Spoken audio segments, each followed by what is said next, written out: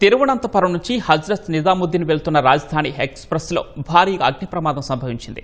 మధ్యప్రదేశ్లోని లోని రిచ్చా, విక్రమ్గఢ్, ఆలోట్ రైల్వే స్టేషన్ల మధ్య ఈ ప్రమాదం జరిగింది. రైలులోని B1 కోచ్లో భారీగా మంటలు చెలరేగడంతో ప్రయాణికులు తీవ్ర భయాందోళనకు గురయ్యారు. వెంటనే రైల్వే సిబ్బంది ఘటనా స్థలానికి చేరుకుని B1 కోచ్ను రైలు నుంచి వేరు చేశారు. 68 మంది ప్రయాణికులందరినీ సురక్షితంగా కిందకు దించేశారు.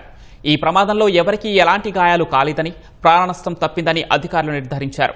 మంటలు మరింత వ్యాప్తి చెందకుండా ఉండేందుకు వెంటనే విద్యుత్ సరఫరా నిలిపివేశారు.